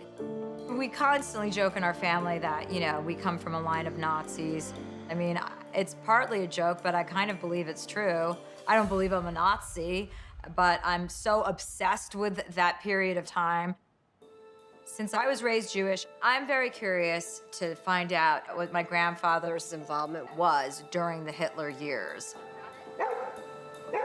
Since my mom has passed away, and since both of my grandparents on my mother's side have passed away, there really isn't that much information available to me. Hi, who's at the door? You big baby. Hey. Hi. So I think my brother Glenn is probably the one out of our family who knows the most history. Since he's so many years older, he had more experience with both sets of grandparents, whereas I don't. So if I ever have a question or want to know an answer, he's definitely the person I would ask. Hi, Glenn. What up, Chels? I came across some pretty interesting stuff that I think you're gonna like about our family history. Actually, I don't know if you're gonna like it, but I want you to look at it. Let's hop on the computer, all right? Okay. Type in ancestry.com. Oh. See, I started a family tree. Okay. Here's your grandfather. Click on that. And that's your grandfather's birth certificate. Really? What does this say? So this is the town he was born, if you look up top. Okay, so that says, what is that name of that town? Bochum? Bochum. Let me show you something else. It's a memoir written by Grandma Stoker in 1966. It's in German, though. Yeah, you need to get that translated. She wrote this in 1966 about the war? We don't know. Here's a mention of Adolf Hitler. Der Erbe Adolf Hitler, der Gründer des Reich, Third Reich. Okay, well. That's not all, Chelsea. I want to show you something else. This belongs to our grandfather. Okay. Well, that's a swastika with Karl Stoker's name on it. October 1935. So, what is this? Is this his identification? Identification, I'm presuming, to the German army. Could be. Chelsea, you need to get that translated too. Well, then I can take this and I can take his birth certificate and go to Bochum, Germany. Auf Wiedersehen. I'm very, very eager to have my grandmother's memoirs or diary or whatever they may be translated, because I think that would be really interesting. And then opening up that green leaflet with a swastika on it. I kind of knew that was coming. I knew he was in the war, but it's very chilling to see. So I know what I find, it's not going to be pretty. So I think that me being Jewish, it's going to be pretty mind-blowing going to a place where Jews were persecuted. Seeing that booklet makes me wonder what kind of allegiance my grandfather had to the Nazi Party. So I'm starting my journey in his hometown, Bochum, Germany, to find the truth.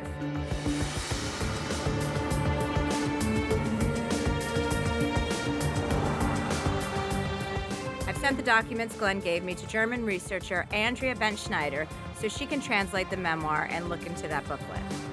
The memoir is, I think, going to give me a lot of the information or the answer to a lot of the questions I have.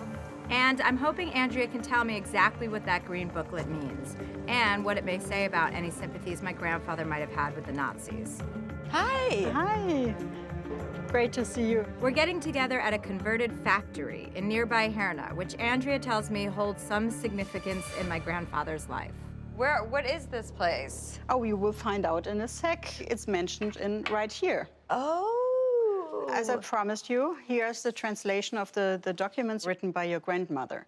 Oh my gosh, this is amazing. Let me point you to a couple of passages that are of particular interest, like this one about your grandfather. That was around 1936. Through a mediation of an acquaintance, your father found a position as a draftsman, and he started working in his first position with the Flotman. So, and this is the Flotman Hall. Oh, it is? Oh, how cool. Oh, neat. So this is where he worked? Yes. So actually what Flotman was about, or this factory was about, is like he invented a kind of a sledgehammer, which was a big revolution in the mining business. Okay. But Mr. Flotman was one of the biggest Nazis here in town. Really? Yes, and he had joined the Nazi party actually in 1931 already, so 2 years before Adolf Hitler actually took over the power. So he was really behind the system, behind the ideology of the Nazis. So if Flotman owns this factory that we're standing in today, right? And he was a Nazi enthusiast, and this is where my grandfather worked. Exactly. So that makes my grandfather what? Chelsea Handler is in Herna, Germany, where she has just learned that her grandfather Karl worked for a notorious Nazi. Now, she wants to know if that means Karl was a Nazi too. We do not know what your grandfather had to do in order to be employed here. So that's not so easy to say. Oh, okay. I think I just got the chills somewhere. So is this a memoir or is this a letter to someone? I mean, what is it?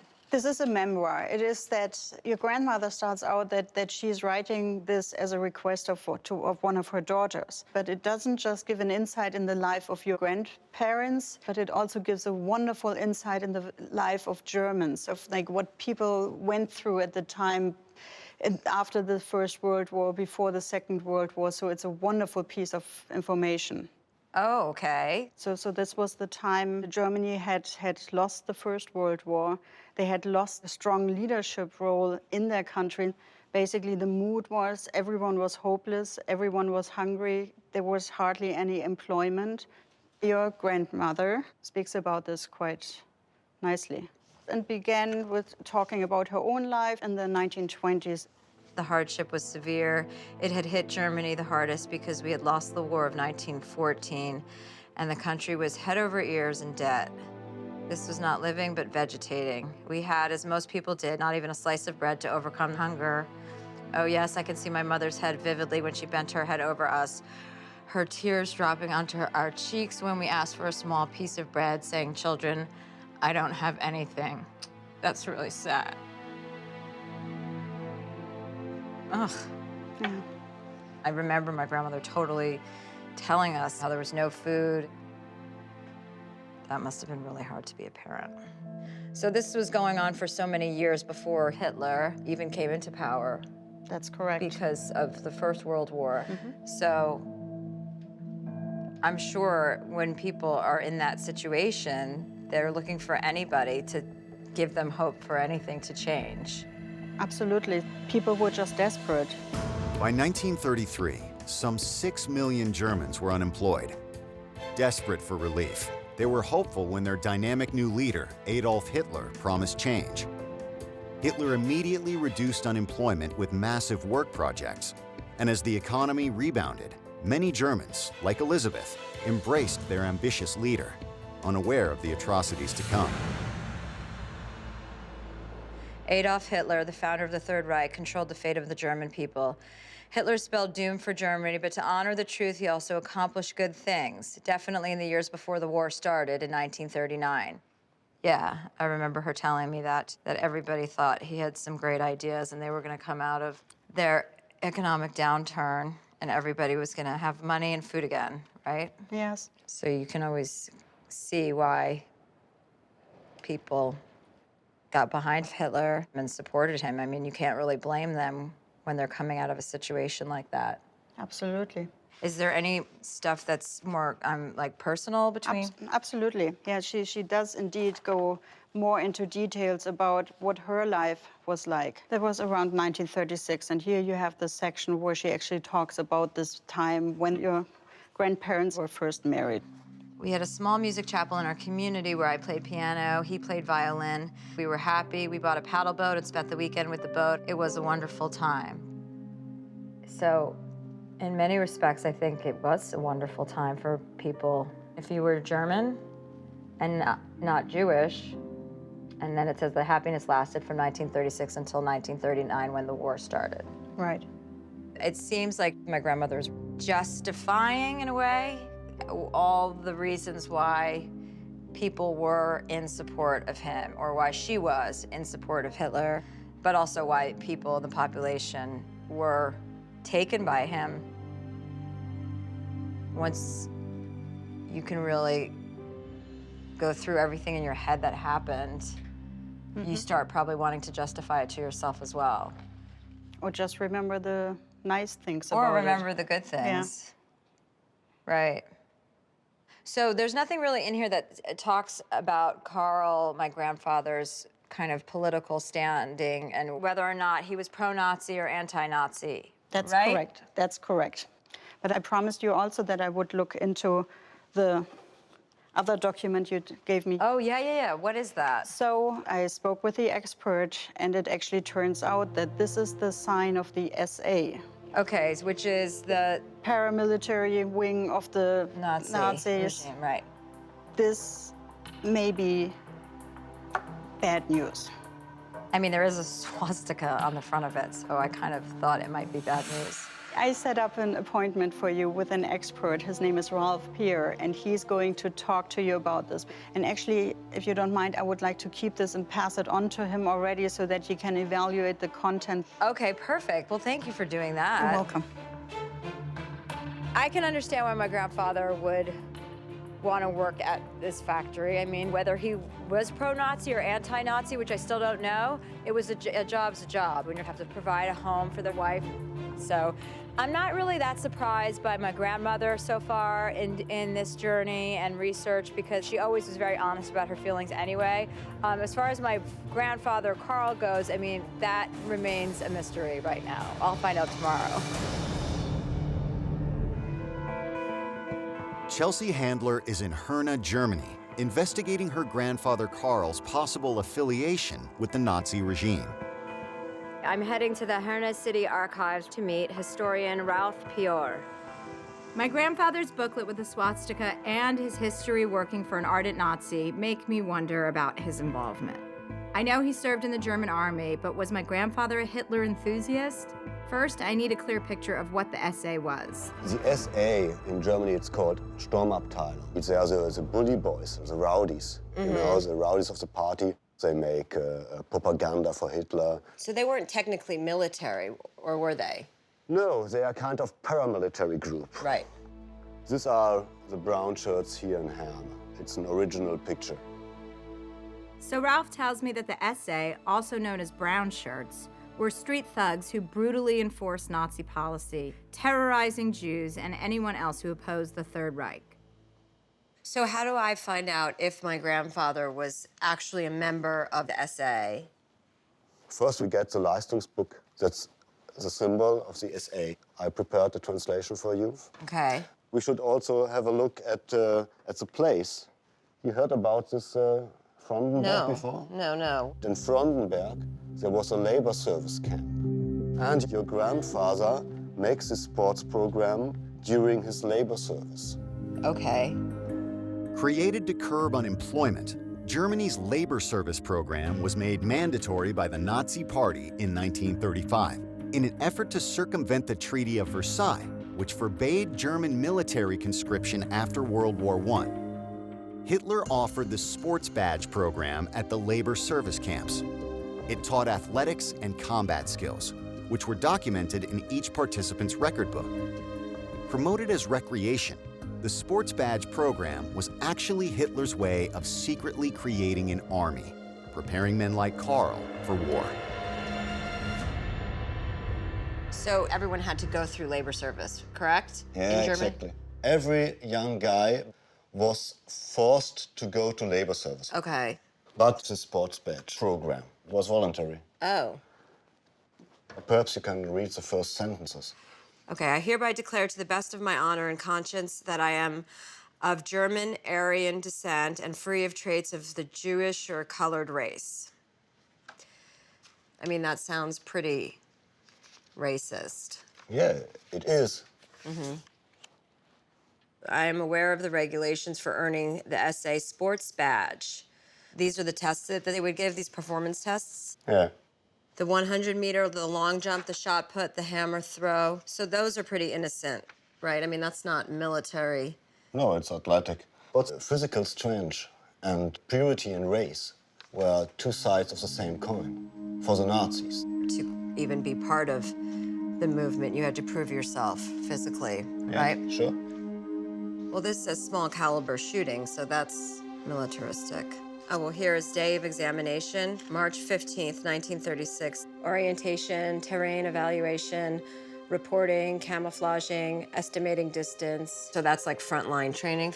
Yes. And so if one wanted to opt out and didn't want to do the sports badge, how likely When you are in a camp with 100 people and everybody says yes, and you are the only guy who said, no, I don't want to. Well, I see. Oh, yeah. I didn't even consider that. So that your grandfather makes this sports program is not a proof. Okay. When we have a look here, you see, normally there must be a picture or a signature. There's nothing. And why wouldn't he have a picture or have signed it? I don't know if it was a very important document for him.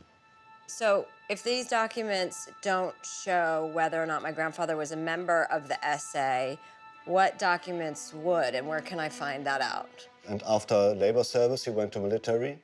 Perhaps he must go to Berlin, because there's a military archive. Okay, so I need to go to Berlin then to find everything else. I hope. Okay, thank you very much for Okay, your no time, problem. Ralph. I appreciate it. Yep. I think looking at the documents about my grandfather and his time in the labor service, it's a little bit foggy still if he was a Nazi sympathizer. It doesn't make you feel good that, you know, being a Jewish person, that your grandfather, who was German, did participate in a voluntary sports program run by the SA. So, I mean, I would just be interested to find out what kind of things he was involved in and what part of the military he was in. You know, was it more benign? Was it more kind of, you know, did he go and was he part of like the Gestapo?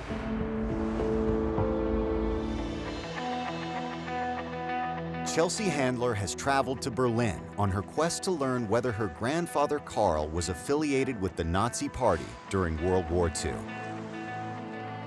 I'm eager to meet with military historian Roger Morehouse, whom I've asked to look into Karl's service records. I'm curious about my grandfather's experience in the Army, and I hope to finally find out where my grandfather stood with the Nazi regime.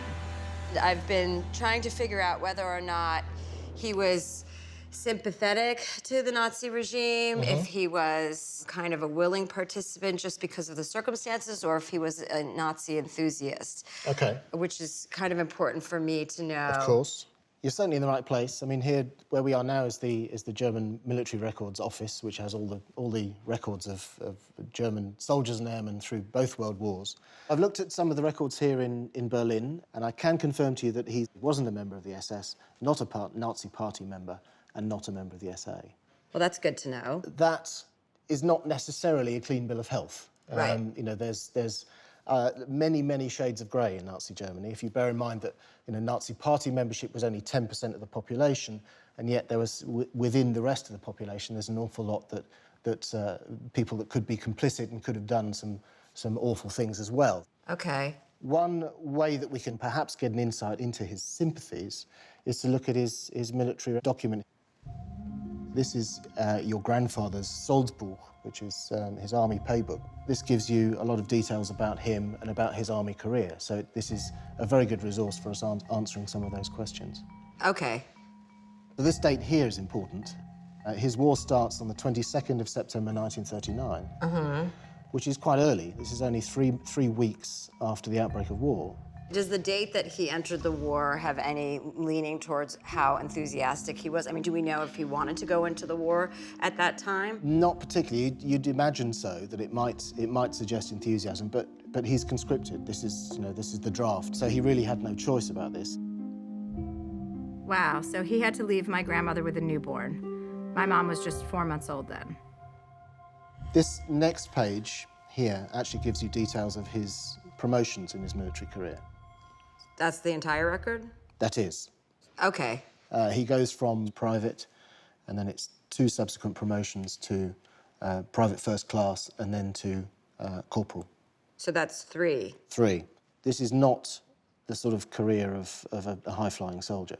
Okay, but that could mean one of 2 things, right? That he wasn't A, enthusiastic, or B, he could just not be very talented as a soldier. That could also be the case. Okay.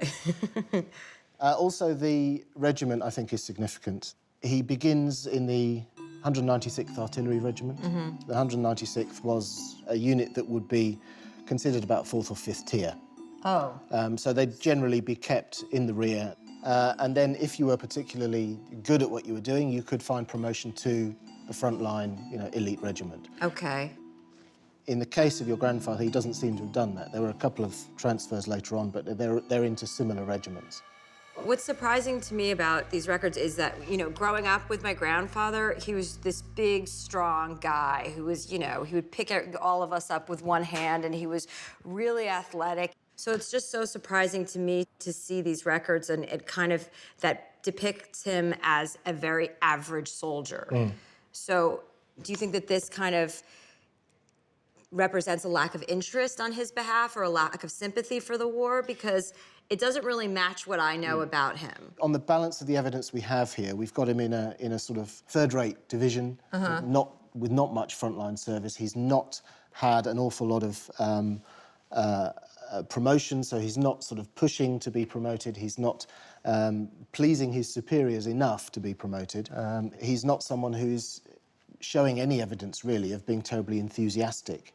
Well, that's good to know. So in a sense, he's one of those sort of the floating middle in Germany. You have a sort of an extreme one side who are very enthusiastic Nazis, and you have another extreme who would be oppositional and actively oppositional. And what happened to the people that were really oppositional? They were in trouble. They would find persecution and most probably death in many instances. But it's that floating middle is quite important. These are the sort of ordinary Germans who went along with the regime, but that doesn't mean they were necessarily keen Nazis. There's a difference between the two. When I was growing up and I was a little girl, my grandfather specifically, I mean, whenever we brought up the war, there was a definite sense of embarrassment on his behalf. And so that led me to believe that he was kind of ashamed of any participation he had had, yet I could never really tell to what degree that participation was. I think that sense of embarrassment is perfectly normal, actually, in that generation of Germans, because they had this sense of collective guilt for the crimes of Nazism. But that doesn't necessarily imply, as you have inferred, that he personally had anything to be ashamed of. And certainly the record here doesn't suggest that he has anything to be ashamed of at all. Right, I see. So does this move on to tell us where he served in the war and where he spent most of his time? As we said, he starts off in the 196th, so he's, primarily in Germany, more or less in a training capacity. The only incidents of true front combat service seems to be in the second half of 1942. He then it moves to the 12th Artillery Regiment, but it's still sort of 3rd or 4th rank regiment, and he is on the Eastern Front. So it would have been the area sort of to the west of Moscow. Fighting the Russians. Fighting the Soviet army, yeah. That was a pretty brutal time, right? Would have been very cold in the winter of 1942. Yeah, it sounds... And the combat would have been quite horrific. That seems to be his only real experience of front combat, which seems to be in the second half of 1942. Okay, so if he was serving on the Eastern Front and he was fighting the Eastern Front, I know that he was taken around that time as a prisoner of war, but by the Americans. Yes. So... Well, it shows you here, your grandfather had a tremendous stroke of luck. Oh, that's a nice switcheroo. Chelsea Handler is in Berlin. She has just learned that her grandfather fought on the brutal Eastern Front against the Russians. Now, she wants to know how he was ultimately captured by Americans. Now, we know that he is serving in the second half of 1942 in the frozen wastes of Russia. And in the middle of 1943, he's transferred from the 12th Artillery Regiment to the 242nd, and they are stationed in the south of France. So he swaps those frozen wastes for the French Riviera. So he gets to go to Saint-Tropez? Exactly. Wow, that is pretty lucky. So that's where he would have fallen into American hands. Okay. Which is a tremendous stroke of luck, especially when you bear in mind that his old regiment on the Eastern Front was actually wiped out a month before his capture. In France? In France. So had he still been serving with the 12th, the chances are that he wouldn't have survived and you wouldn't be sitting here. Really? Wow. So is there any record of exactly where he would have been captured in the south of France? We should hopefully have that in this file here. That is the record of his capture by the Americans. So he was captured on August 16th in 44 in Saint Raphael, France. Correct. And I know that he was taken as a prisoner of war to the States in Montana. Okay. So is there any more information on that, on Montana? What happens to him after this capture, there should be details of that here in Berlin, so it's something I can certainly look into here. But I suggest, the best thing is to head for San Rafael and try and find the place where he was captured. No problem. I'll go there. I'm very relieved finding out that my grandfather, Carl, was definitely not a Nazi enthusiast. So that was reassuring, and if anything, he was just kind of a participant of a movement that was a terrible time, but at least he wasn't at the helm. That stuff had never really been confirmed through any sort of official documentation, so it was really nice to see all of that. Or I didn't know that he was taken as a prisoner of war from the south of France, so I'm intrigued to see how things went down and whether he resisted at all.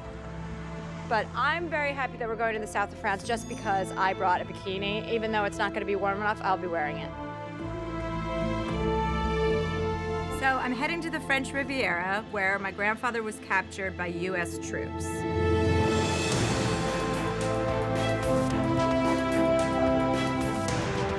I'm very curious to find out, was he taken by force? Did he surrender willingly?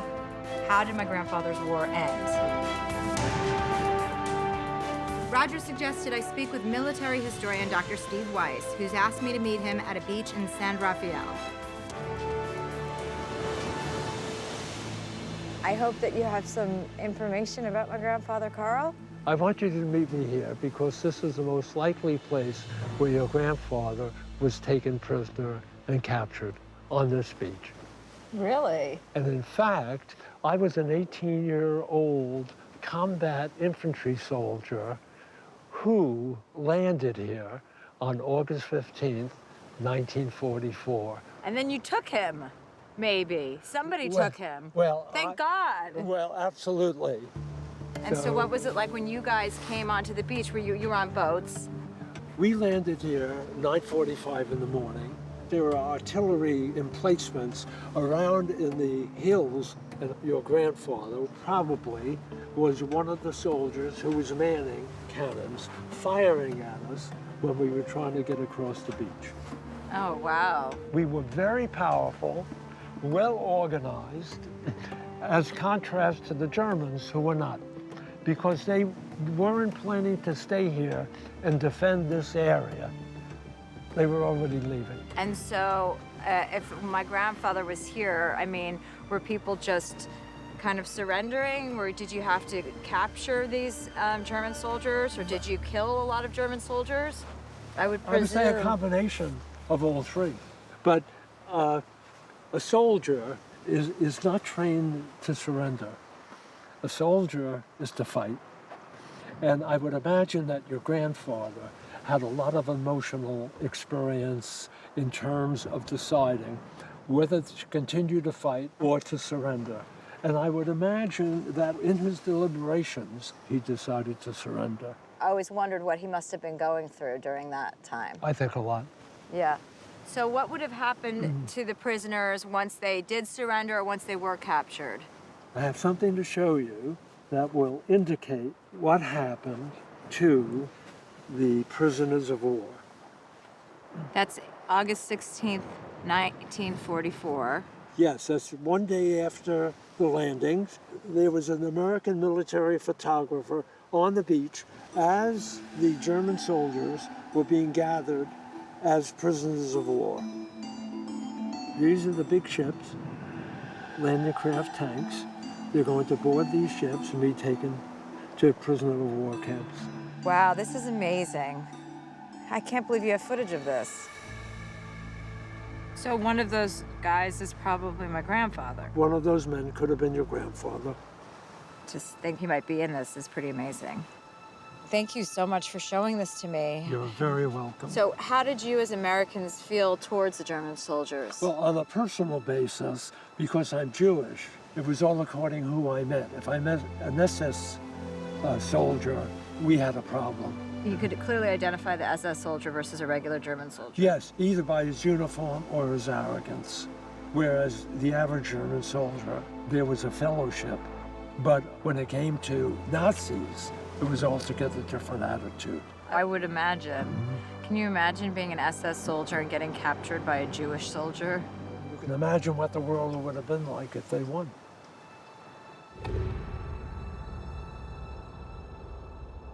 Being on this beach and knowing that my grandfather was here, it's an amazing feeling.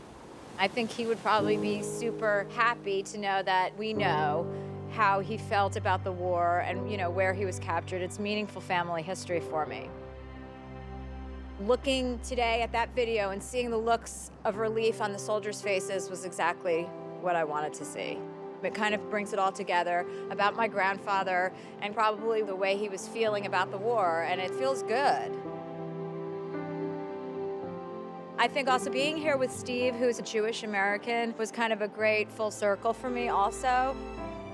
And I can say that I am proud to be a Jewish American. Thank you so much for coming and seeing me. My pleasure.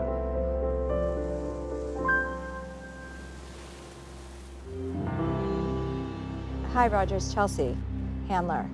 Hi, Chelsea. How are you? I'm great. How are you? Not bad, thank you. Now, I've been doing some work researching where your grandfather was taken after he was captured by the Americans. Yeah? You have always thought he was taken to Montana. Well, I'm usually wrong. Where was he taken, do you know? He was actually taken to Iowa. Iowa. Oh my goodness, from the south of France to Iowa. I'm such a lucky girl. Chelsea Handler is flying into Algona, Iowa, where her grandfather was sent as a prisoner of war. She is about to find out how his time in the German army came to a close. Delta cross to a left-hand twin right. It's sad to think that my grandfather had to leave his young family back in Germany when he became a POW. So I've arranged to meet with local historian Jerry Yoakum, who I hope can shed some light on how my grandfather's experience here transformed him from a defeated soldier into the grandfather I knew and loved. Where this airfield now stands is where the prisoner of war camp, Camp Algona, was located. So he would have spent 2 years or however long he spent exactly here? Here living in barracks on this site. Oh, wow. You can imagine looking in the distance, you could see up to 187 different buildings on a 287-acre site. And in barracks, there would have held up to 2,500 prisoners. So from Russia to the south of France to Iowa. That's quite a journey. It is quite a journey, yes. Many of the things that were in the camp are now in a museum in Algona. We'd love to show you if you'd like to go. Well, I would love to see that. Well, let's go. Okay, who's driving?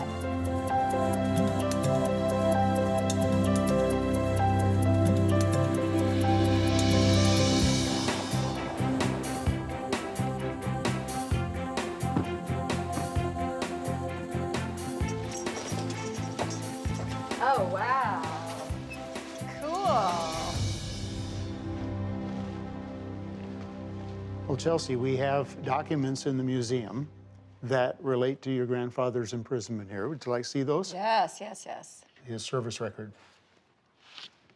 Oh my God. Wow, I've never seen him that skinny. Okay, so this photograph here, this is the first photograph.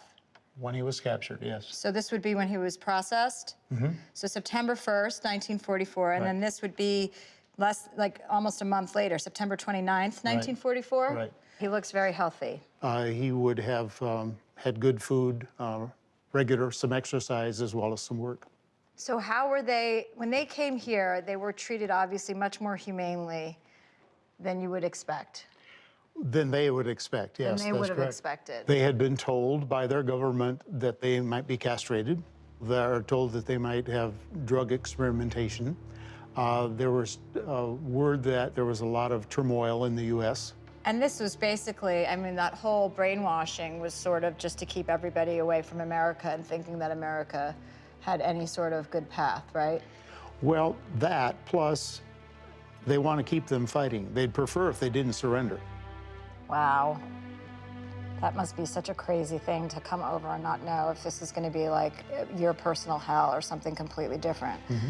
And the fact that it was something completely different is just so visible, right, in the photograph. Okay, so what kind of work would he have done while he was here?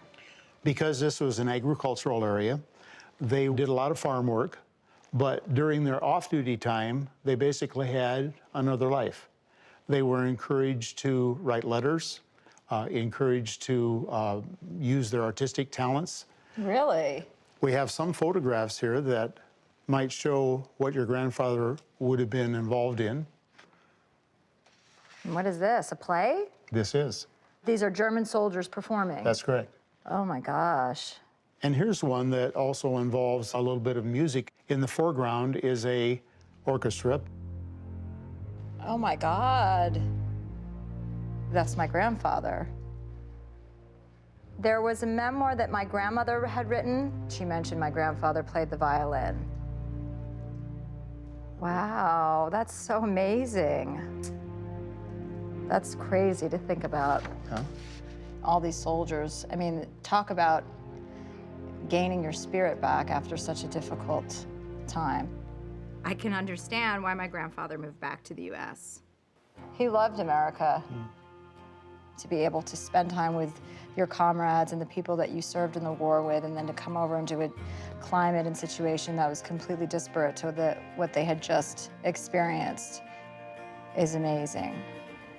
Without knowing the specifics of my grandfather's history prior to coming on this trip, I don't think that I had as close of a connection with the German side of my family, because I was always just a little leery of what their connection was in the war, and I, being Jewish and being raised Jewish, you know, I just assumed Germans were bad, but that's the ignorance I feel I may have started this trip with.